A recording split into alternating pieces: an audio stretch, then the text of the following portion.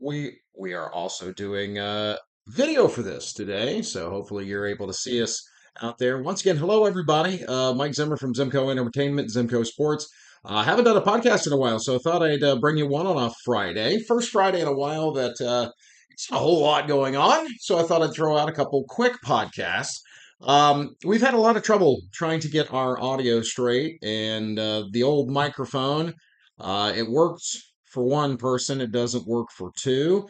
And unfortunately, Brian and I haven't gotten together for the summer very often, other than we've gone on a couple trips and done this and that. But haven't sat down to do a podcast in a while, mostly because we haven't been able to figure out our gear.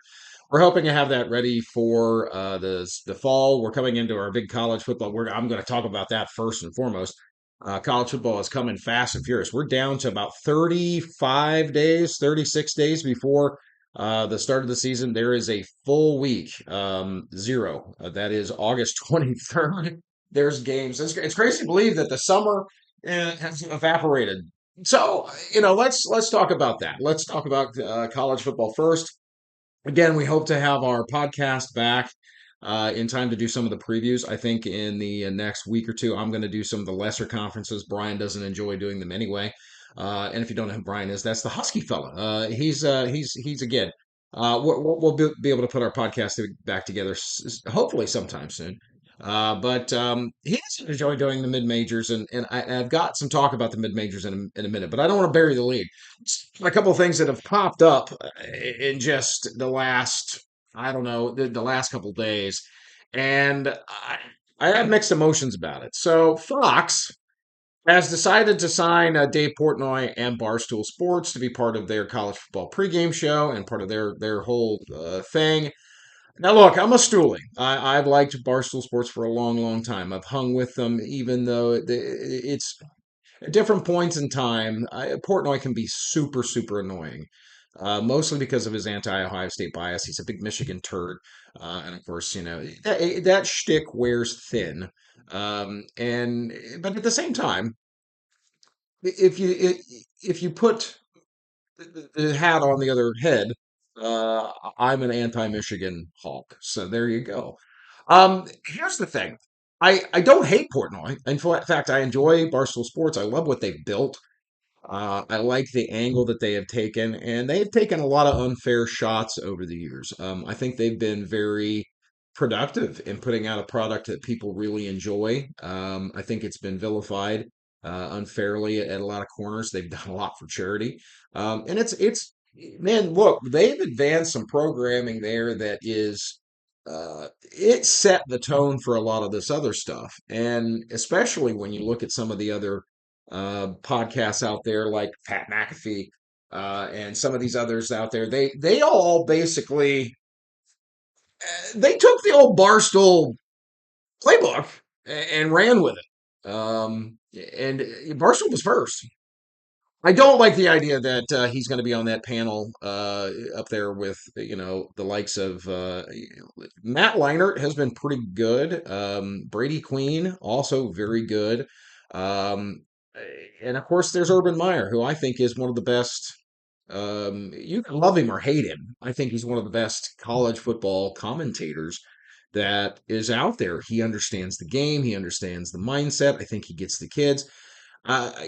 He's very pro Ohio State, and I do hate that that's going to seem like I don't know. It seems like a flimsy premise to try to go and get Barstool, Dave Portnoy, and try to put them in on the Fox, especially the Big Ten.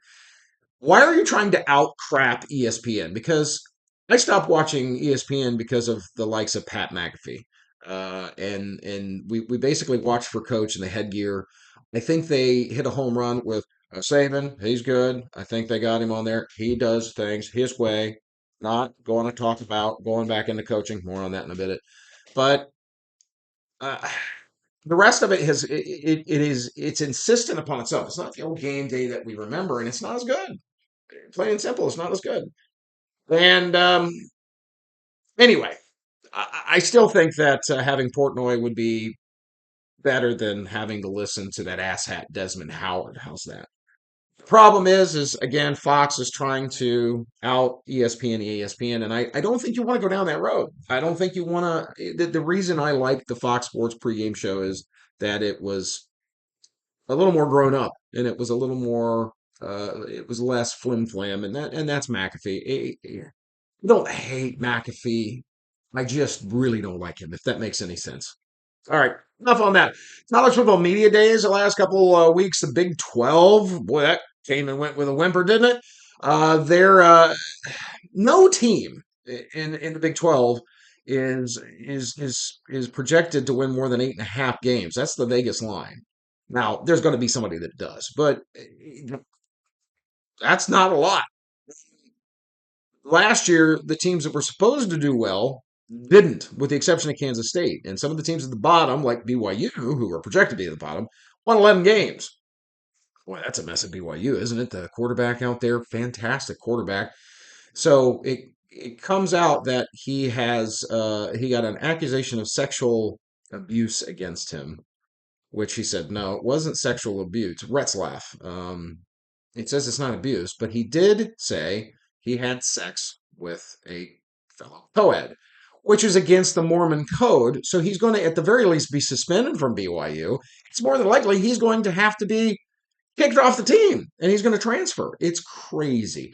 Um, 9 starting quarterbacks back in the Big 12. I think 10 if he comes back. That's a lot. That's a lot of offense. So to only have 8.5 wins, the projected win total for your best teams, Arizona State and Kansas State are the two teams I think everybody agrees really the better two teams in that division. I don't know. SEC had their media days, and of course it's full of the same garbage as always. And of course, Greg Sankey, the commissioner, comes out and he's hemming and hawing over the college football playoff because they're just not getting their way. And they don't know why. Because basically, them and the Big Ten want to take over almost every aspect of it and get 4 guaranteed spots, which actually means you're probably going to get 5 each in, which is stupid, but 4 guaranteed each. And then the scraps to one here, one here, one here. It really sucks that we've gone this far this way. We finally got a playoff. We finally got more than 4 teams. We finally have something tangible. And now they want to screw it up. It's it's insane. And all the rhetoric that comes out of the SEC, they won't play 9 conference games. And that's the hang up for the Big Ten. The Big Ten was like, well, look, if you don't go to a 9 game conference schedule, we're going to insist upon that 4 automatic bids, which on any given year, let's just take last year for an example. You already had Ohio State, Penn State, and then you're going to probably always have them, Michigan. Indiana got in last year. Um, you're going to have this. It's going to be a cluster. And some of these years, the Big Ten is good, but they're not great. A couple years ago, you kept an 11-1 Ohio State team, whose only loss was to the shitbag Michigan folks, and you kept them out. But now an 8-4, 9-3 Ohio State team or Michigan team is going to get in. I mean, you really could see that. I think everybody's over hyping Michigan this year because of the freshman quarterback who's proved nothing.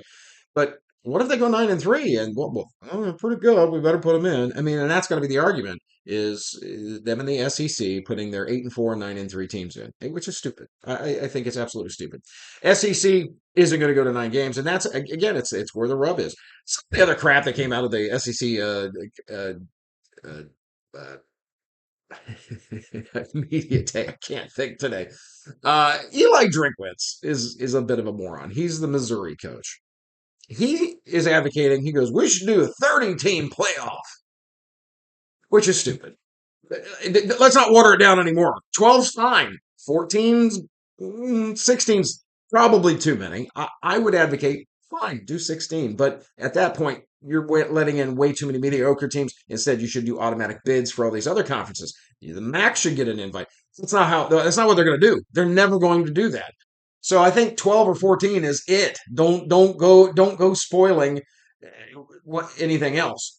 But anyway, there was also a talk that Nick Saban could come back to coaching. And I mean, why wouldn't he? He has to deal with Pat McAfee. Have you seen the looks? He's like, all right, we're going to go about it in this. All right, all right. And then Pat McAfee goes on a tangent. And he goes, really? I mean, it's like, oh God, what did I sign up for? I don't know. Where's going to go coach? I mean, Florida State, they're going to fire Mike Norvell eventually. I mean, especially this year, he's got to win some games. Florida State, he's really going to go to Florida State. Does he really want to have to deal with the ACC? The ACC sucks. Um, where would he go? Would he go someplace else in the Big Ten? I mean, Michigan's going to need a coach because they're going to have to fire the dummy that took over for Hairball. Is he really even go up there? He's not a Michigan man, you know. All right. I'm not a Michigan man. All right. I don't see it. I don't know where he's going to come back, and I don't think he's gonna want to take less than what he had. So why come back? I think Miss Terry also is going to say no. Um, so there's more conference realigning. There's more dominoes that they're going to keep following here. Before we do any previews, I wanted to just kind of go over what's happened recently. Well, the Sun Belt just added Louisiana Tech. Why? Well, that's because Texas State left for the Pac 12. All right, you keeping up? All right, that's those are the dominoes that move. So the Sun Belt is going to be right back up to where they were, 14 teams after they lose them. So, and I'll go, I think we'll probably do the Conference USA or Sun Belt in the first couple previews. Who's the Pac 12 going into 2026? Well, you've got Washington State, Oregon State, Boise State, Fresno State, San Diego State, Colorado State, Utah State, Texas State. That's now the Pac 12. You're like, wait a minute, some of those teams are Mountain West teams. That's right. The Mountain West isn't what it used to be either. It's Air Force, Nevada, San Jose State, UNLV, Wyoming, Hawaii. They added Northern Illinois, UTEP, and New Mexico State. That's not a great conference. And I don't understand why Northern Illinois was clamoring to go get involved with that and leave the MAC when you were in pretty good shape, other than the fact TV deals. That's the sticker. You want to be on TV. Mountain West does have a TV contract. 12, somebody's going to pick that up. It's going to wind up probably being NBC. But again, they're on TV. TV contracts mean bowl games. That also means playoff potential. Okay, fine. So who's left in Conference USA now that Louisiana Tech has left? Well, you got Middle Tennessee, Western Kentucky, Sam Houston State, FIU, Jackson State, Kennesaw, and Liberty. Mm. And then they added Missouri State and Delaware from 1AA. All right. There you go. That's your kind of updated who's where for next year. But then the news came out that the Ohio Bobcats had reached out to the Sun Belt, and the two were kicking the tires on one another. At two Bobcats, Ohio, going to leave the MAC, founding member of the MAC. Why? Why would you leave? And the MAC has been kind of, let's stay who we are. Let's stay on our realm. They have reached out. They added Buffalo. Buffalo used to be a 1AA, actually Division two powerhouse. They have been good for the conference, and it's somewhat geographically close. They had a little affair with UMass. UMass left. They've been an abysmal mess since they left. They were also a Division One AA powerhouse once upon a time. They have come back. The MAC declined to kick the tires 4 years ago, if you remember, on Western Kentucky and Middle Tennessee State. There was some mutual interest. Conference USA wasn't quite, place that those teams wanted to be, but they were like, travel's going to be more. Geographically, it just steps outside of that. Our Ohio, Indiana, Michigan, uh, Great Lakes area. I still think the Northern Illinois better off in a match. And I don't know why Ohio would want to jump ship, except what you're saying. Why? Why would they want to leave? Why would they want to go to the Sun Belt? Which doesn't seem, you're like, oh, it's the Sun Belt. Let's slow down a second. Marshall is 50 miles away. It's in the Sun Belt. Appalachian State, Coastal Carolina. You've also got Georgia Southern, Georgia State, James Madison, Old Dominion, Arkansas State, Louisiana, Louisiana Monroe, South Alabama, Southern Miss, and Troy.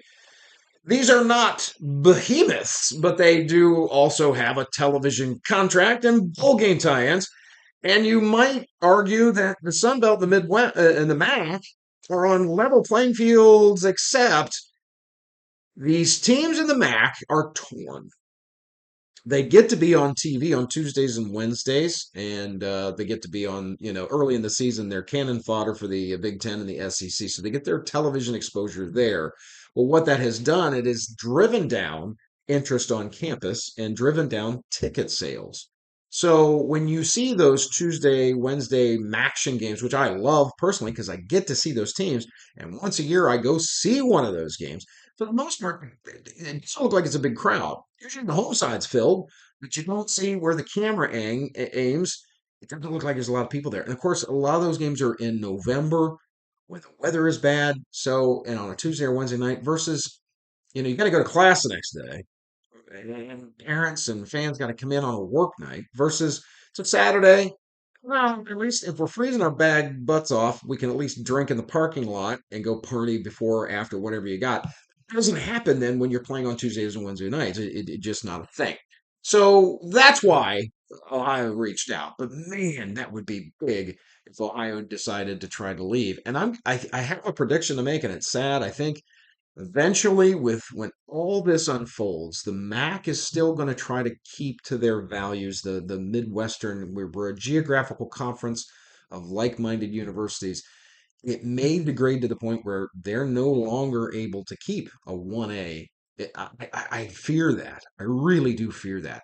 Um, I don't know. That's where we're at with college football. Quick couple mentions about the NFL and changing my notes here. I do keep notes. I do have a script. The Shamar Stewart Cincinnati Bengals saga. What a mess. He has apparently left Cincinnati and has gone back down to College Station and is working out with Texas A&M. That's where he played college football. Um, Everybody in Cincinnati, and I keep up with the Cincinnati sports scene and try to stay in all in tune with the Cincinnati and Ohio sports uh, element up there. I'm still very close. I still have my Cincinnati Bengals season tickets. I still have interests back there, and sorry, getting my notes together here. And being a Bengals fan is very difficult, mostly because the franchise is inept. And they are proving this in in spades with this situation with Shamar Stewart. This is a guy that they drafted that they didn't work out. They didn't interview. He had no foreknowledge that they are going to pick the guy. He thought when he got called from a 513 area code that it was Pittsburgh. He thought it was Steelers. He's like, wow, well, Steelers. Instead, it's the Bengals. And this guy, look, everybody in Cincinnati, move on. Screw that guy. He's greedy. He's this. What is quickly being forgiven and forgotten is how inept the Bengals front office is and how absolutely terrible a pick this was on all levels. I mean, again, he had no tape. He's likely to be a bust anyway. And then you didn't even talk to him. You didn't work him out. The fact is, though, you made him a first round draft pick. Pick number 17 is still in the first round. There's an expectation of compensation, but they're trying to get him to sign a contract and eat contract language that nearly no other team has. And oh, by the way, they're trying to cheap out on incentives, bonuses, and all this. And they're doing this. This was their move to spite Trey Hendrickson and not give him an extension. And of course, he's not in town. No, not signed to an extension. He's signed. Some gray area about how I feel about that. But at the same time, you're proving you're not a serious franchise. And it's a joke. The Bengals will never be a serious contender. and win championships as long as the Brown family owns and operates the team. And I think both parties are being let off the hook here. And that is Mikey Boy Browning owns the team, and his daughter, Blackburn. They're cheapskates, and they don't really. They think they're smarter in the room. And now what's going to happen? Now what's going to happen is he's not going to sign. He's not going to show. You've missed an opportunity to get an impact player that you desperately needed. In the first round, number 17 could have had an offensive lineman, could have had a linebacker, could have had anything that you really need, and you don't have that player because you're dumb. And then, of course, you you now are going to stick your foot down in the mud and say, no, well, they'll have his rights through next year. Just play for you. You're going to be able to trade him away probably for nothing or relinquish your rights just to screw a kid. He's a big dumb kid that has no tape, but both of these people now are going to stick to themselves. They're who they are. He's like, screw it, I'll go back to college, and there is a possibility he could. Now you're saying, well, he'd have to get a special waiver for the NCAA. The NCAA will cower and crawl under their desks at the mention of a lawsuit. They'll be like, bah! That's what they do. They've rolled over on everything else. So Shamar might be back playing for Texas A&M by about, I don't know, week 3. It's silly. All of it's silly. More silliness, and it's not silly. It's just absurd. Quinshon Judkins, Browns pick, Ohio State Buckeye via Ole Miss. Man, he screwed up big time. Wasn't signed yet. Second round pick. Probably could have made pretty good money. Been set up for a long, long time. Domestic violence in Florida. It don't look good. Second straight year, a kid from the Ohio State program. Does not look good for Ohio State. That's for damn sure. But to have this, we're poisoning these kids to get the big money, do all this and everything else, but they're still not accountability for your acts and yourself. And I always thought and had heard Judkins was a good teammate, good kid, whatever else. But to have this, I mean, he's going to be forever tainted by this. And why not? You cannot. You cannot. You must not physically assault women, period. And unfortunately, it's something that has, and I don't know, maybe it's because the money goes to their head. I don't know. He's not even paid yet. He's not even paid. He hasn't even got paid yet. So I don't know. It's Mike Hall was the guy that was with the Browns last year, and the Browns are just it's you want to talk about the franchise is damned if they do, damned if they don't. But anyway, final segment here in our Zimco Sports podcast. Haven't done one in a long time. Also going to add in a twit this week in trivia podcast here shortly. Let's talk some Major League Baseball. We had the All-Star game recently, which feel about the swing off, the home run thing in the extra innings. I'm hokey. It's banana ball. It's kind of dumb. At the same time, the way the All Star game is operated, which let's rewind quickly. Everybody's like, why does it matter? Well, it doesn't. It doesn't. Major League Baseball's All Star game still is the number one viewed of all the major sports. They continue to be the leader, but they're having, in their opinion, having to come up with these hokey ideas. The home run hitting contest they have sharpened up. It's better. But God, having to listen to ESPN do that, for the love of God, get better people. Oh, it's so bad. I hope Major League Baseball and ESPN don't reconcile because that way somebody else will get this. The format's better. It was an okay show. It's still what it is, but it's still a celebration of baseball, and I like that. Major League Baseball All-Star Game is still also an honor for these players to get to go. So they want to get as many guys in the games. There was only one guy that was on the roster that didn't get to play, and that was Josh Hader for the American League, and he would have pitched the top half of an extra inning had we gotten to that point. But the NL and the AL exhausted all their players otherwise. And I can understand not wanting to go to extra innings, but you can't have a tie. You remember how that happened way back when. And at the same time, I this was just it's like I said, it's banana ball. I didn't enjoy the Savannah banana ball. It's dumb. It's silly. It's not technically baseball. But that's what people like. We got to do what people like. It's just like,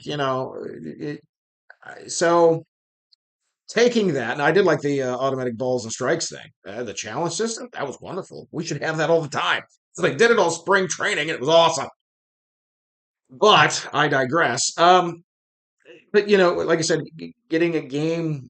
I mean, Eugenio Suarez was hit seventh, eighth inning on the pinky, and man, it looked like it hurt. You don't want a guy getting hurt. You don't want a guy going out there and blowing out his elbow in an All-Star game. So I get it. It was awesome to see Schwarber crank those three home runs out there and win it, which was pretty friggin' awesome. I have to agree. And Schwarber's a good kid from Middletown, Ohio, Indiana, Hoosier, and beloved in Philadelphia. We were there in June, and man, they love Schwarbs in Philly. How the Cubs ever let him go, still boggles the mind. Let's talk some baseball though in the second half. The Detroit Tigers' best record in the first half, 59 wins, most that they've had in a long, long time. And they're doing it in a weak division. The rest of that division is below 500. And I think you got a couple sellers in that division, and I'll get to that in just a moment. Toronto is getting no attention. They're in first place in the AL East. All the teams in the AL East are okay, pretty good. You got the Yankees, or the Yankees. The Red Sox surged.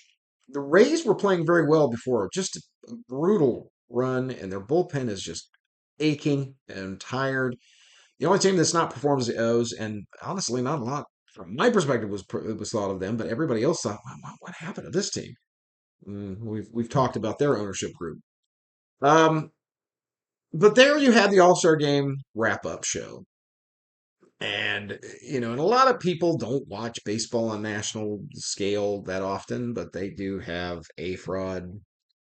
They've got Big Poppy, and they had Derek Jeter.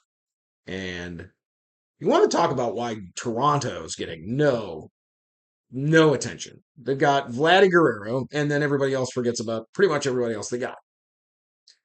And those three people, Kevin Burkhardt turns to them and says, well, who's your pick? Who do you think's going to win the World Series? Derek Jeter goes, I think it's going to be the New York Yankees.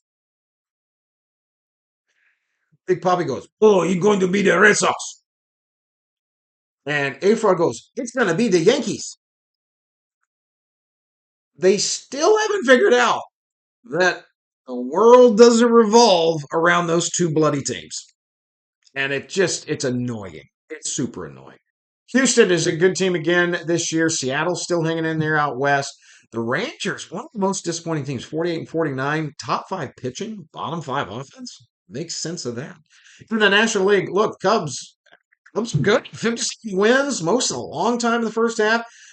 Crow Armstrong is awesome. They've got the Japanese power hitter is back. The Blue Crew won 7 straight going into the All Star game. They're 56 and 40. The Cards and Reds are both over 500. I don't think they've got what it takes. In the East, you got the Phillies and the Mets kind of limped into the break. The Mets really looked bad. They got swept by the Pirates a couple weeks ago. And then you got the Dodgers doing their things. The Pods and Giants are over 500, and I think both of those teams, if they can make a move, will make a move. Cardinals and the Reds, do you mortgage your future for just a shot at the playoffs this year? I don't think so. Major League sellers have to include Minnesota and Cleveland. You have to. You're under 500. You're not going to catch Detroit.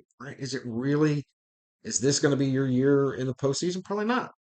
Atlanta and Arizona also have to be sellers. Arizona's got some bloated contracts. Eugenio Suarez, I just mentioned, I think is one of those guys that could be moved. In Atlanta, boy, they don't have anybody to move. It's a catch-22 with them. They've got some really valuable pieces, of which they're not going to be able to move any of them, or they don't want to.